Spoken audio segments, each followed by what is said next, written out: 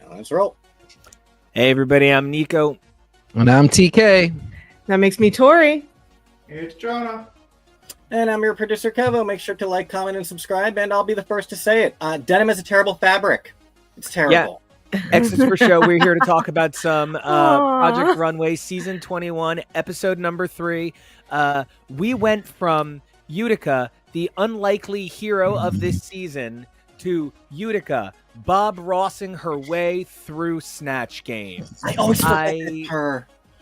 I'm so worried because I have really fallen for Ethan in terms of, dynamic on-screen personality with a lot of talent.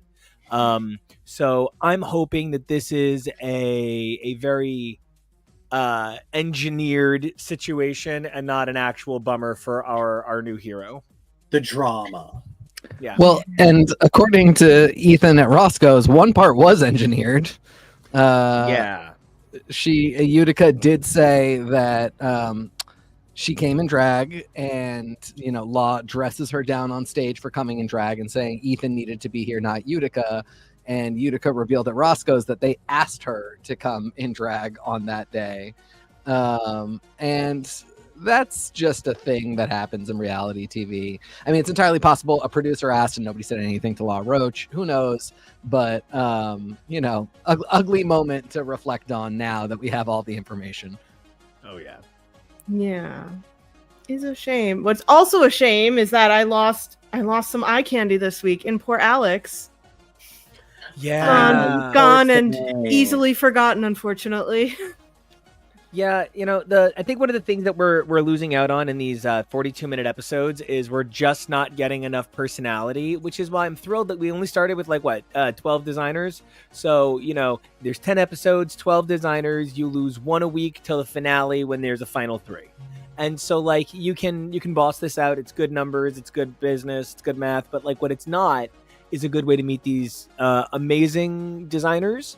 I'm just having a little trouble getting to know some of them. And then even then I'm having a weird reaction to how they're framing some of these designers as little more than will you play this role right now?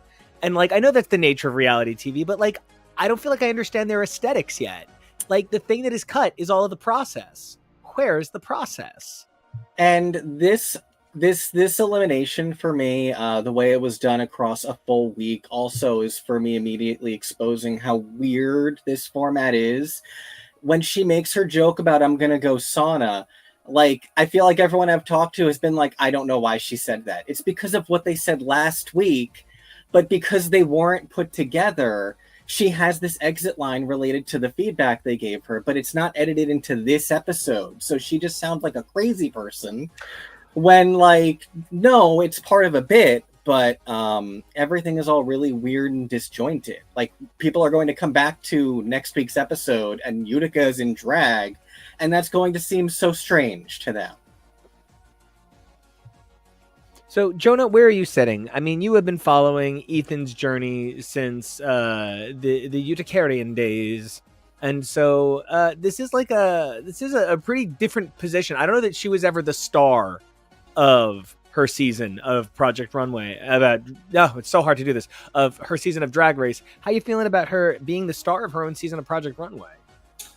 I'd argue she was the star of some episodes, most notably Snatch Game, and then later the roast. You're the one bombing. Oh, Utica. It is really unfortunate that they kind of did they got the gal. They got her. They caught her with her beautiful sickening outfit down. That even Christian was like, I kind of wish this was Walking Down the Runway, which I also wish that was Walking Down the Runway specifically. But it's so fascinating because in the first episode, Ethan/Utica talks about how worrying about being a costume designer and doing drag and designing looks for drag personas, what a drag persona is in costume wear is not always specifically fashion. You can be fashionable, you could have fashion elements, but at the end of the day, it's still a costume. And so it can be the storyline of the first episode was, I'm afraid to go too far. I need to make sure I edit and pare it down and then we get this beautiful look that they won for. And then we get to this episode, and it feels like that entire thing was thrown out because Utica kind of just did whatever Utica wanted. And it's really unfortunate because there are things. There's also so many things that I don't like about this episode. The first being this challenge is extremely confusing because is the challenge to reinvent a fabric that is considered boring, or are they designing a look for Sofia Vergara? It felt like one team designed the looks for Sofia Vergara and the other team tried to reinvent the fabric. So it felt really weird. Why was this challenge the one for Sofia Vergara? Why would you not do something else? Did they not have a dossier of all of her looks that she's done across different events and runways and things that she has worn before? I love these questions. It feels weird that either things were cut out or the machinations, don't even know that's the right word, of this challenge don't make sense. So then we get two teams who diametrically do completely opposite things. Do I think the correct person won? Yes. Do I think the other two people in the top, the twins, should have been there? No. I like the outfits of their compatriots more. But this entire... No, I was just saying I'd love to compare that to last week with the athleisure challenge as well, where I feel like we had a similar problem of none of that was actually the leisure of it all, and it really feels like they're not meeting the challenges for what they are. I completely agree. And I had a small problem where if we are designing the dress for Sofia Vergara, we are handing over models that are not Sofia Vergara shaped. True. And I think that can cause issues. I mean, like some of these, I'm just like, if you have any understanding of who Sofia Vergara is, you would not put her in this for some event of which you have no idea what it is. Yes. And I'm specifically thinking of the gentleman who was having so much difficulty and he had to turn it around and then ended up being a tube top and an itty bitty skirt and the gorgeous coat. And like it came out really great, but it did not fit we're designing something for Sofia Vergara. No, and the fact that he had to completely pivot with only 6 hours. Again, why was this a one-day challenge? An amazing look for 6-hour pivot. Oh, truly. And it does show his skill that he was able to make something safe and something really great and interesting with only 6 hours using only denim. That does mean I do think he's one to watch out for, especially as we progress in the series. But also, how many things in a row of all the things they had to do. It was 6 hours. It was denim. It was for Sofia Vergara. It had to reinvent a fabric. Oh my god. Oh my god.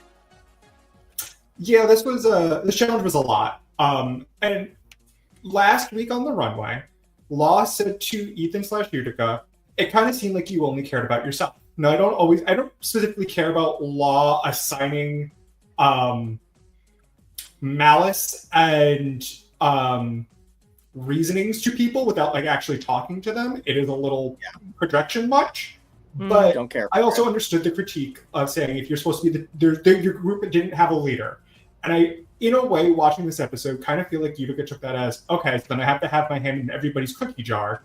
And I think swung the pendulum in the other direction where everybody was trying to design to Utica as opposed to Utica giving the theme and everybody working with how do we meet to Utica's and Ethan's style and design capabilities in the middle.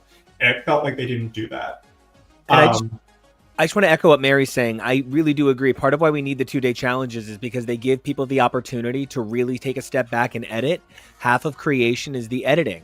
And without giving them the opportunity to take a big step back and say, oh, this is what I'm getting right, this is what I'm getting wrong, you wind up in the momentum of it. And you either slow down and then how do you get your momentum going again? But yeah, there's the need for these 2-day challenges. Jonah, you're highlighting so many deficiencies in this challenge. So frankly, I'm convinced if Utica does go home, it can't possibly be Ethan's fault. I will say the one thing I was disappointed by is they gather round. Ethan says he wants to do showstoppers, denim, specifically fringe.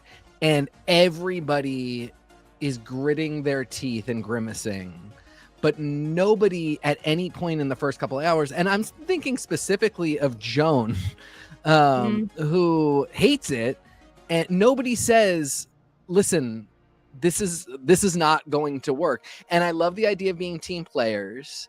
I hear where that's coming from, but to not critique at all, and they all hated it.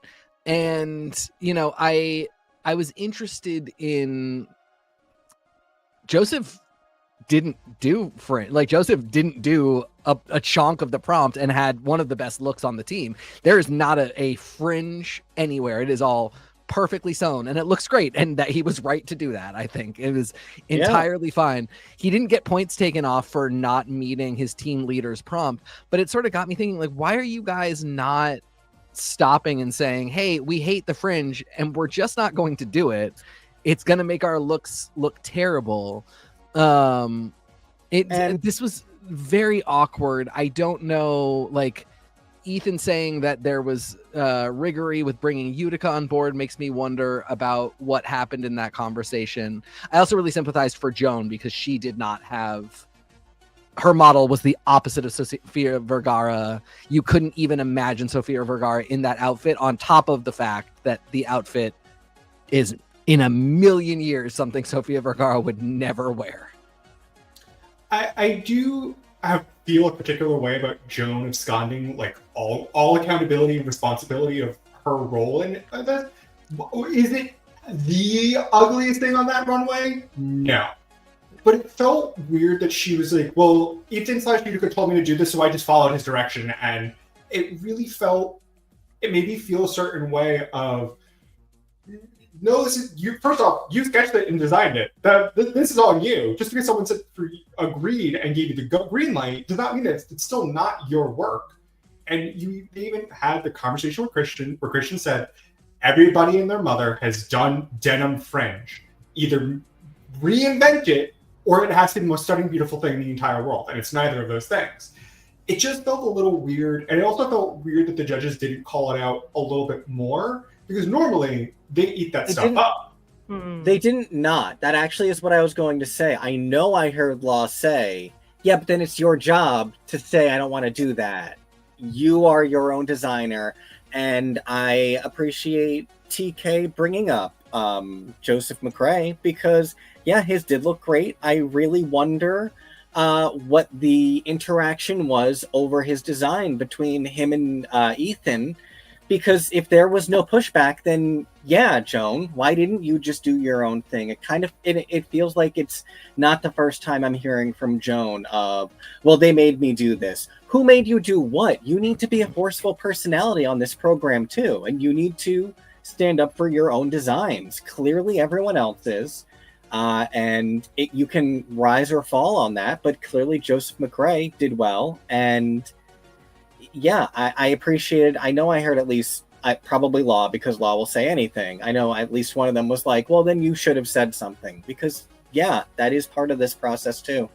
And I really feel like that's part of what we get into with a lot of these challenges, where people kind of forget how it's just like the truth of the industry. We forget how we're going to be seen by people reading the messages. You know what I mean? And so, like, you wind up engaging in these situations where we all know that we are responsible for what we make, and we say that other people are responsible for what they make. But as soon as there is even a believable possibility, it's a human condition. I'm not coming for anybody like Joan at all. It's a human, even once there's the immediate possibility that you can find a way to say, oh, but this thing that I did is someone else's fault, you do it.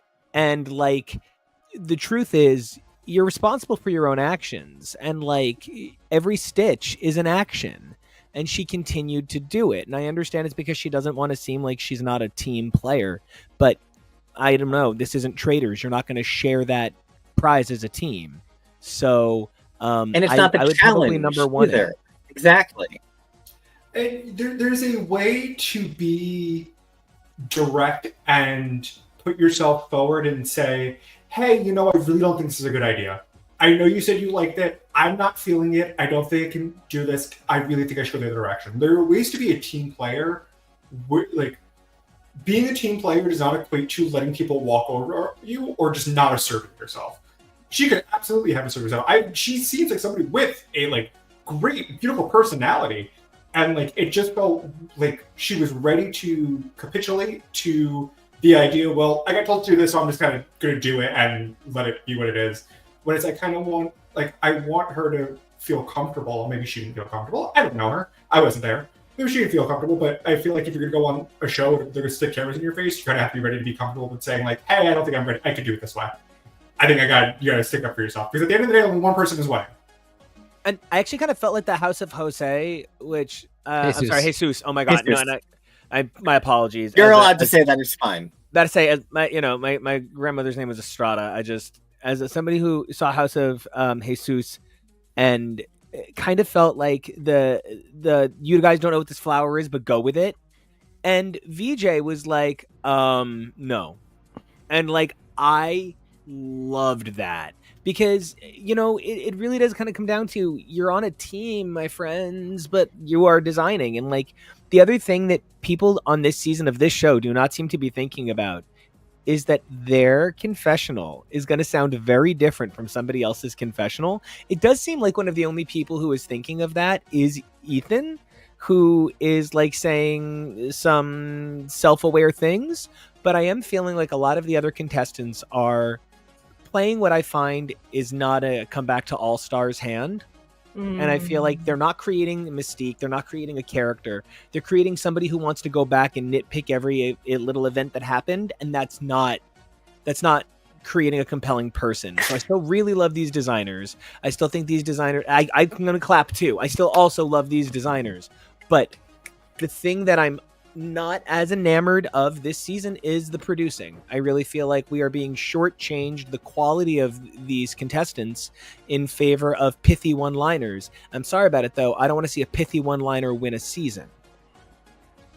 Mm-hmm. Yeah, there are still. What, Jonah? I was just asking what season Pithy one-liner was on. I think she was on Canada and Global, but I'm not 100% sure. I feel very similarly because I still feel like there are designers where I'm just like, oh, there's another person here somewhere deep inside of these places, and so I still feel very much like there are people we just don't know floating around in here. We know we know about half of them really well now, and that's about it. I don't know. I'm enjoying. I like team challenges because they reveal who can work well with who and like get people excited and stirred up. But I don't love that I have yet to see more than a couple of people's vision so far. Mm-hmm. Because we've only seen Ethan, Jesus, and then it was the previous week, kind of similar. It was Ethan and Angelo? What? Antonio. And so like we've only seen a couple of people's visions because they're the ones who have been in charge of the teams. And I'm not happy about that. Except for this guy. We see his vision a lot. Yeah, and it's always this. It's always this. And it's great if you like that. It was amazing. Oh yeah, it's gorgeous. I think going third episode, another team challenge, unless they're all team challenges, in which case this is not a great idea for a season. This is going to end up like All Stars 1, and everybody's just going to say, yeah, I would have done a lot better if I wasn't always on a team challenge. I think 2 in a row, totally get it. Like we're carrying on from one team to the next, and like you had the little drama of can you swap somebody? Sure, get those done, get those out of the way. The third is really the time to break the rhythm if it's happening and just show, and they might have like a story writing reason why this is it, but it doesn't benefit any contestant. It doesn't benefit the challenge or the enjoyability of the episode. This would have been exactly the right time to have everybody break apart and do their own thing. Really hope that's what we're getting next episode. I think they did a very good job cutting that preview because for one thing, they did not show anybody who is up on the chopping block. And also, I still am not clear if they're on teams or not. I would hope next week they're not. So they actually did do a full team season of Project Runway season 11. Yep. Oh, no. And therein lied a huge problem. There were people who had great design certain weeks, but if you were on the losing team, you were not eligible for the win. So it really hindered a lot of contestants who might have had good design sensibilities to them and were doing great, but because they happened to be on the losing team, they weren't eligible for a win or get critique or anything like that, and it was just not good. Here it's a little different because they're kind of on teams, but then they're kind of not. With next week being the first unconventional challenge material challenge, I'm really hoping it's not teams. It would be the perfect time to be like, okay, we have other houses, but we're now all disbanding the houses, and it's everybody for themselves. On one hand, I understand you have to be in a team, and when they say the C word, cohesion, you have to kind of compromise a little bit of your design aesthetic to try to match into what other people are doing. However, I don't know, this episode, when Angela was like, I still haven't been able to show myself, you've had 3 challenges, and you're telling me none of the 3 designs are you. None of those When designers design. When designers like that say that, what he means is we didn't do the menswear challenge yet, and I want to do menswear. That's not the same thing. This is something new for Angelo. He's never walked the runway with this length of skirt before. Pulling Lana was Me here. too, girl. I actually wonder if Nina being here, we would have gotten a slightly different conversation. I wonder if Nina being here, we would have gotten somebody who was a little bit more, I do like the abstract, and I do like what you're trying to say. But the problem, Ethan, is you've never thought about editing. I believe you think you've thought about editing. You come up to the line, and then you come back too far. And Oh, that's what's wrong with this picture. Nina's been replaced with this white woman. I barely noticed. I noticed because this so lady, bland. while very helpful and very informative, one of the things that this was not for me was a compelling, edgy panel. Like, the whole reason Christian Siriano won his season is because the judge was Victoria Malcolm. And so she loved the kind of stuff he was making. But if it had been a more conservative judge, if it had even been the season that Tim Gunn had to step in because the judge dropped out, he would have lost. And that's a thing. Like, so I do wonder how this being unusual judging affected the episode. I feel bad because this lady had like 2 comments. They showed nothing of what this woman said. And I think part of it is she was there last week for the... She was there last week. Yeah. And I think she came back again partially this week because Nina probably wasn't going to be there. Because I don't think she's a regular judge. Nope. I hope they're not trying to stealth her in. No, they said guest judge. No stealthing, just guesting. Yeah, we don't do that. That's Mary unethical. brought up something interesting. We still don't know for sure if Christian has the Siriano save. I hope he does. Yeah, Do you think they're he would being use a it? little cagey about it. Do you think he'd use it this early? Well, he's only got 10 episodes, and you can't true. use it into the finale. That's too messed up. So he can't use it 9 or 10. So then he can only use it 1 through 8. He really can't use it 1 or 2. That's a little too soon. So he can only really use it 3 through 8-ish. So I feel like this is a little bit early on that end, but it would be an appropriate place because this is an appropriate person to save. Is that the only way that people come back to Project Runway is through this save? There have been you'll team up an eliminated designer with a still in designer, and the winning pair, that person will come back. Mm-hmm. Like, there's things, there have been I'm gonna punch this microphone, I guess that's a thing. There have been things, but it's never like we're just gonna reach into this button bag and we're returning to the house of Jesus, this bitch. It's never Okay. No. I missed the button bag. I do. Oh, I was surprised that they didn't pull out a button bag. They're like, yeah, just have this button. And we're going to flip it. No, bring it the bag. Get at the button bag. We miss it. The Siriano save started as a Tim Gunn save, and it happened midway through the series where Tim was allowed to save one person. He also got to save a person if they were already been eliminated. He decided not to use it because he did that once, and that was crazy. But they didn't give Christian a save the first season. But he did have one, I believe. I know he had one for 18-19 that he used. I don't know if he had one for 20. Because I don't remember, because I honestly blocked that entire season out. So them not mentioning it, I wonder if because they're on a tighter episode schedule. No, but they're also not strangers to eliminating 2 people at a time. Nope. Well, I will also say this feels very much like a season of Project Runway that is very specifically not referencing like how previous seasons have worked. Like for me, it doesn't feel like the candidates are going, well, this is normally what happens, and we don't do this. Isn't what is this? Like there's none of that. So it sort of feels like we're hard rebooting. So it could be anything. There's an awareness that the show is legendary, but it's not. They don't say this is this and that is that. Yeah, like for me, the thing about it comes down to the show has been like canceled and brought back on different networks 4 times. And like it's never even canceled because low ratings. It's canceled because horribly expensive, psychologically draining on the creators.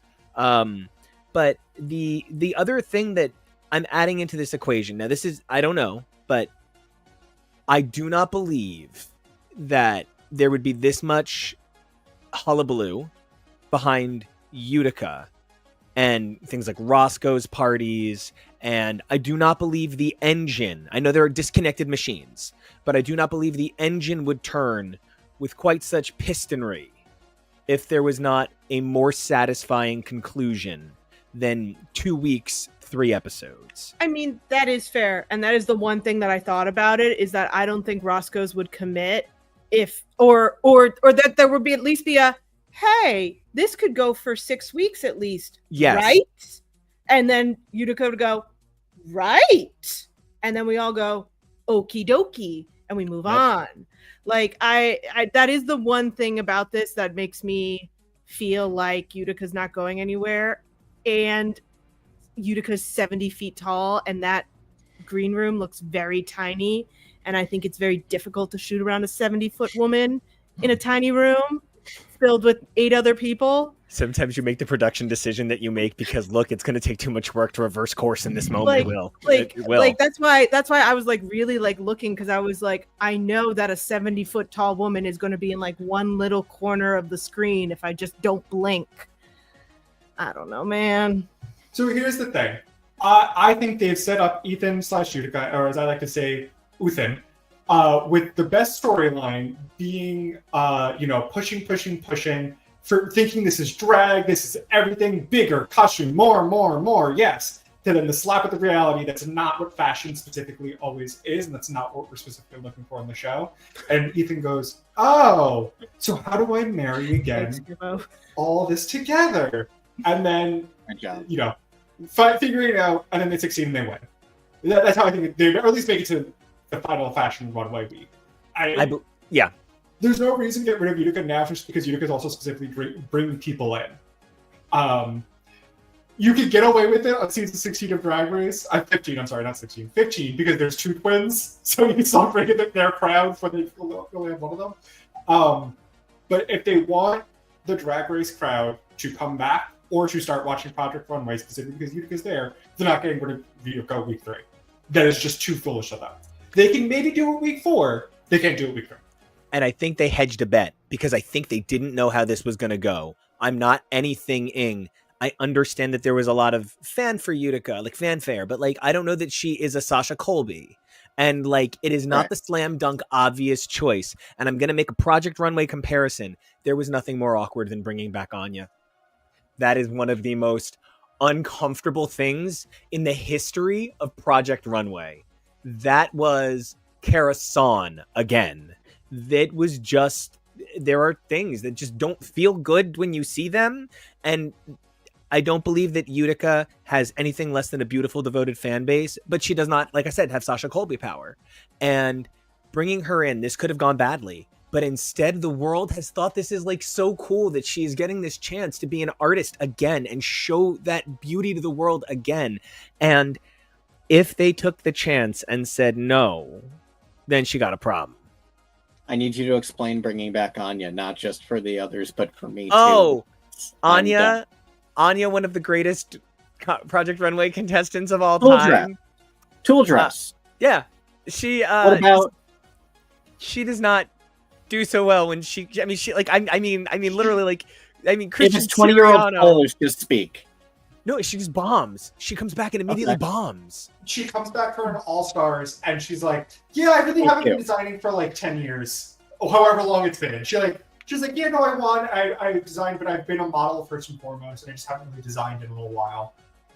She also didn't go on the show with sewing skills, so she. No, it was the opposite of her actual season, where she came on and she was this person who was like, "I first touched a sewing machine 6 months ago.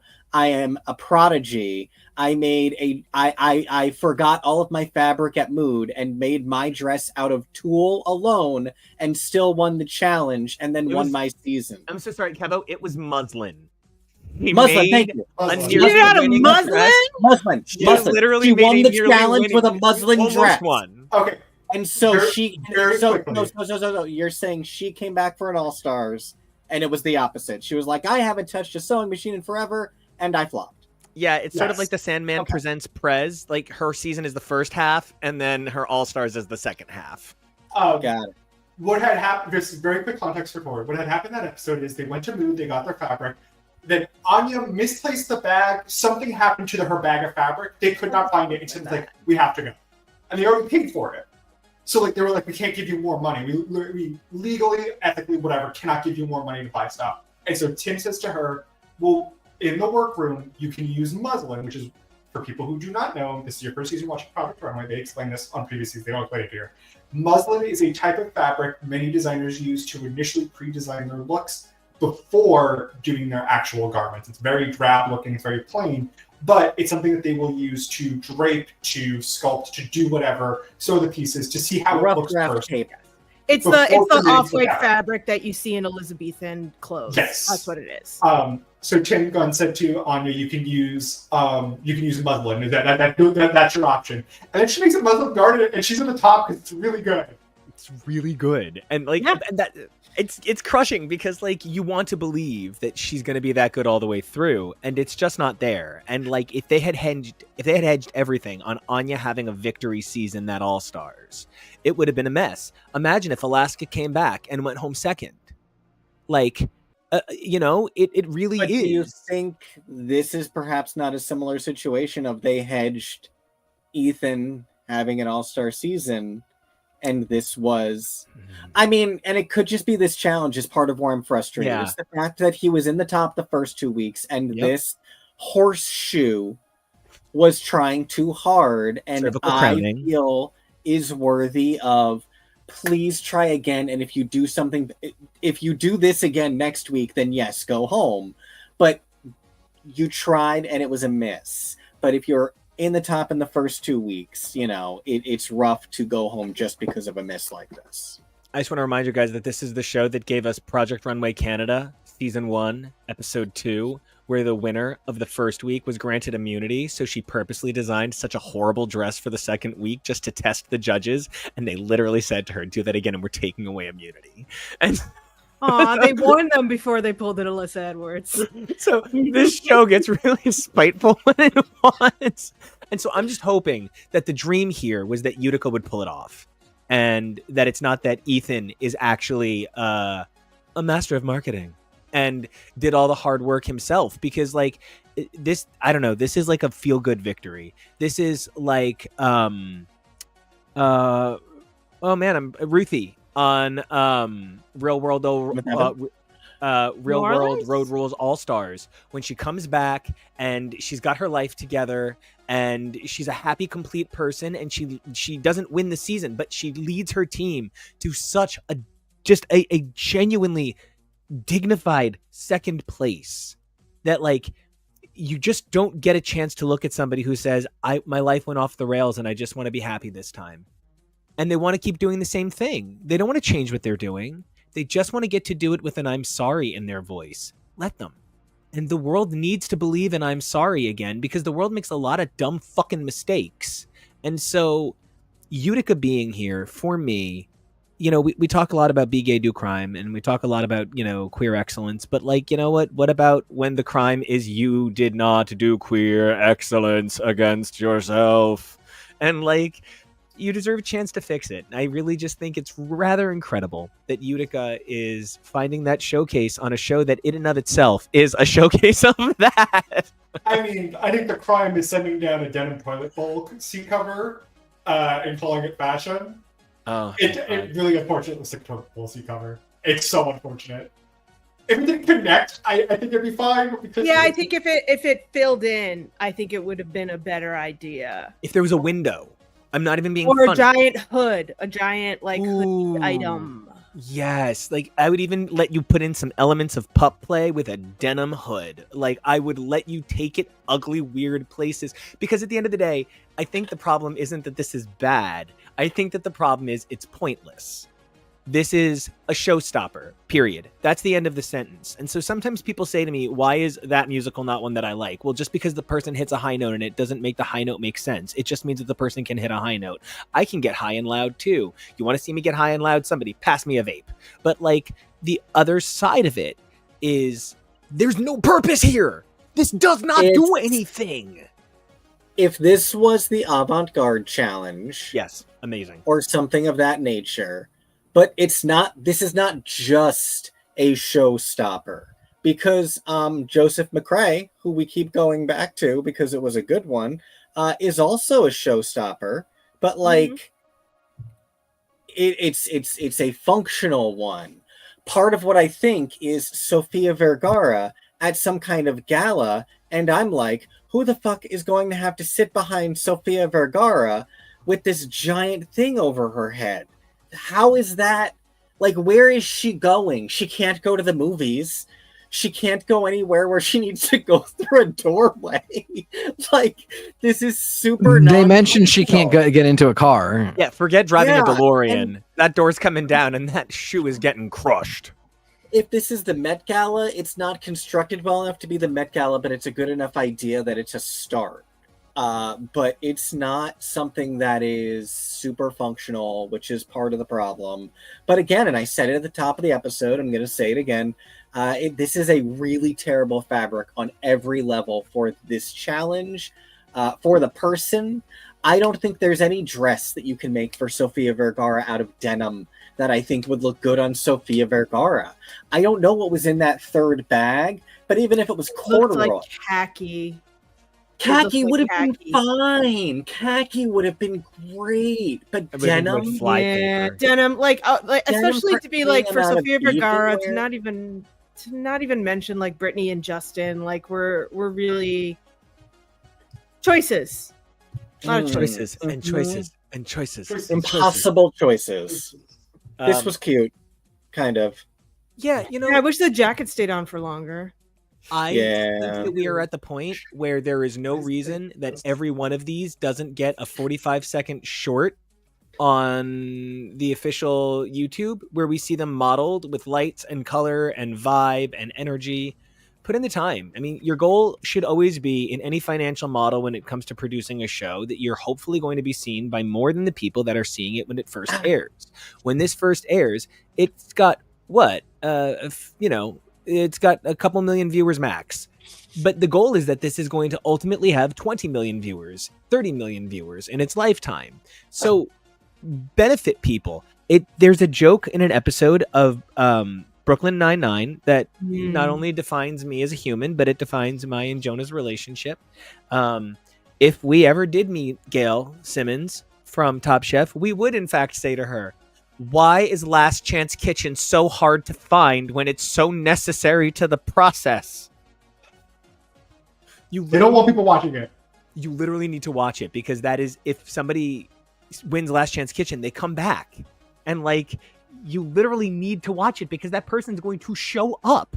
And if you don't watch it, you're going to seriously see a 3-minute cut down of what is produced as about 8 hours. And you will not understand. There was a person who won Last Chance, who went home first, and then won like 7 consecutive battles in Last Chance Kitchen, and then came back and went home immediately again. Yep. Which is very funny. But So it's a secondary, it's an under spin-off that has consequences in the show. correct. Wild. Oh, this is the Silky's gotta take it all the way. Yes, Lip yes, sync. Got it. Yes. Got it. Oh, nailed that. Can we Wow. just for a minute give flowers to the winner, Belania? Absolutely. Yes. Stunning. Yes, thought this I look was love kind of her. Incredible. And to be open about being learning disabled is so brave, because like people hear, oh, you have trouble reading something or you have trouble focusing, your brain's damaged, you'll never be a success unless you're Tony Robbins and you're just giving speeches about what a success you are, being brain damaged or whatever, right? Like that's such a way that people paint that story. It's why I don't tend to talk about my own personal, physical challenges, but like here is this person being brave and an artist. Ugh, so cool. Big fan and loved the piece. Yes. Oh, but I can tell you why I did not love Jesus's. Okay. That one's Antonio's. Oh, thank you so much, Antonio's. No, I didn't like either because they both look like malware. No, they both. I don't like either of them. I think both of them look like I could get them for prom this season for any teenage young lady I know. They also both need steam. They're when they get to the skirt, they're treating the wool like it's a lighter fabric, and it's being. I'm surprised they didn't get called out on that. Same. No, that's number one. Number two, this if we're gonna call out Utica / Ethan's piece for looking a little Georgia O'Keeffe, what is this? Is this not labia like? No, and that's beautiful. But I'm a little shocked that they got both placed on the top. Compared to what Madeline and VJ made, which I actually like what both of them made more. I love rooting for VJ because VJ is like, I hope that this is an okay thing to refer to a person as a demogoblin, and she just pops into the room and goes, "I'm very talented, but I am mostly here to start shit," and then she just vanishes. And I am like, this is our second show with VJ. We love her. This is our second show with her. We did Dress My Tour with her, and now we're doing this. Dress My Tour. What a great show. I had such a good time with that. So many people this season. This is not their first time doing a talking head. You got some real David Burns over here. So, because it's Jesus, it's Utica, and it's VJ, and that's at least Casey. Oh, and Casey. Yeah. Oh my God. That's literally a third of this season's competitors were not original to this season of a reality show. And that's crazy. Like that really is almost traitorific levels of these people have experienced. Oh man, as I was scrolling through my stuff, I saw a headline that said, Real Housewives that can't afford their luxurious lives, and I just thought to myself, it must be interesting being a part of a fandom where that's an actual problem, because I'm a fandom of I love art, so nobody can afford anything. So this just comes with the territory, and that's kind of like why this is so important, because these folks, they can't do what they want to do the same way I can. I'm very lucky. I love making music, and you can buy a cheap guitar and you can buy a cheap keyboard, and if you have a $1,000 computer, you can literally make all the music you want for years and you will never have a problem. I'm being realistic. There are very cheap, affordable ways to do it. Of course, you need that buy-in, but I don't need to buy fabric every time I want to make a new song. I don't need to throw out ruined fabric every time I mess up making a new song. I don't have to spend hours slowly cutting. When I have trouble playing something on piano, I slow the BPM right the fuck down, I play it at half the speed, and then I speed it back up, and it sounds magnificent. You know why? Because it's a digital age, and I'm going to replace every keystroke with a digital keystroke from a piano font anyway. But none of these people can do that, because what they make is so delicate. It's literally... It literally needs this money to flourish. They can also only make one to give to one other person. With a song, you make it, anybody can have it. Yeah. And so I really feel like when, with everything we're talking about, when you're talking about people like, Belania doing such a beautiful job. And when you're talking about even the Estradas, who are not my two favorite designers in the world, mostly because they're a little too sassy, like family members of mine also named Estrada. Or you're talking about Ethan, we're talking about people who really are kind of la vie boheming for their lives here. And, we are really talking about a form of artistry that they need this, and they're giving of themselves, and they are giving themselves carpal tunnel and Lincoln tunnel and Holland tunnel just to succeed here. And I don't know. I really respect it. This has been a great season. I'm already really in. It could fall the fuck off right now, and I'll remember that really great couple of weeks. Like, that's how I felt about Flash Forward. Or that season Really? of Big Brother that I watched. Before it got really racist. I agree. Before That it got season. really racist. Oh my God, that season of Big Brother. So my other secret, no one talk about it, is I'm a big Brother fan. And we just agreed to go back. We're going to watch a classic season.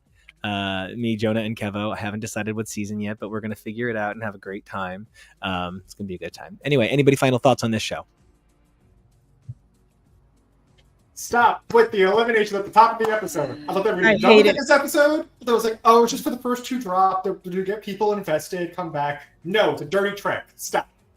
Don't like it. I wish I liked it. I I wish I thought it worked. And I was okay with it. It turns out it's hard when you care about the person. And that's where I'm vibing. All right. No eliminations at the top. Mary pointed out, where is it? I believe Mary said that they show clips online that you knew that Alex left by Wednesday because they release a clip.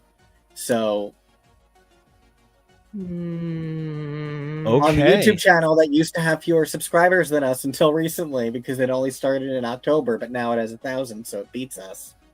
Well, It's fine. I'm loving this season. I can't wait to come back and talk about more. I did not know that we would be covering this weekly, but we're having a great time. You guys might notice that we're going to cover some other stuff too all summer long. We're going to be having a great time throwing in some new stuff. I think we've got a claim to fame coming up very soon. I hope so. I love that mess. And so, but speaking of a beautiful mess, this show is always such a labor of love, and it's because of shows like Project Runway and Drag Race and viewers like you. So if you guys want to find out more about us, Kevo, what do we got coming up? Well, I love that you brought up Claim to Fame. I keep forgetting that exists, and I really hope we do have another season coming. Tori, I think that's one that you would enjoy. It is non-famous relatives of celebrities all in a house, and you have to sleuth out who they're related to. I think you would be very good at that. It is ultimately a lot of fun. It's very cute, very random, and it is hosted by the least famous Jonas brother. So, Kevin. No, it's No, one that's less not allowed to be in the famous. band. Oh, there's another one, right? Kevin appears with one that is not part of the band. So It's the younger like brother, Frankie. Frankie. Frankie, I was like Noah. McGillicuddy Jonas. Noah is Miley Cyrus's sister. That's true. a girl named Noah. Good for her. So that'll be fun. We did Star Trek a few weeks ago. That was fun. We have a lot of cool things coming up the rest of this season. Only Murders in the Building. Maybe I'll try and make us talk about that. Who knows? Grey's Anatomy and 911. That I am looking forward to the return of. But you can find me rambling apparently online at Kevo Really. That's KEVO How about you, Jonah? Where can we find you? You find me places online at Peak Jonas DEAK. Hey, Tori. You can find me online at Tori with an I. TK. You can find me at TK Accidental. Boss man. Oh, I'm the only one who had a speech. Okay. Well, you guys can check me out at NICO Action, NICOACTION. You can check out my music at NICO Action Music, NICOACTION, And don't forget to check out all the amazing feeds of this show at places like X is for Show, X is for Comics, and X is for Podcast. Of course, you can also check out HTML, that's Husbands Talking More or Less, where you can find reposts of this amazing series. We love making the show, and we love doing it for you, so let us know what you would like to see in the comments and more. But also, do 3 things for yourselves for us. Number 1, we would love it if you guys would please stay safe. Number 2, please be brave. But number 3, evolve daily, because we think you guys are amazing. Who you were yesterday, incredible. Who you are today, phenomenal. But it's who you are tomorrow. That's the dream, and we can't wait to be there with you then. And we'll talk to you then. Bye. Bye, kids.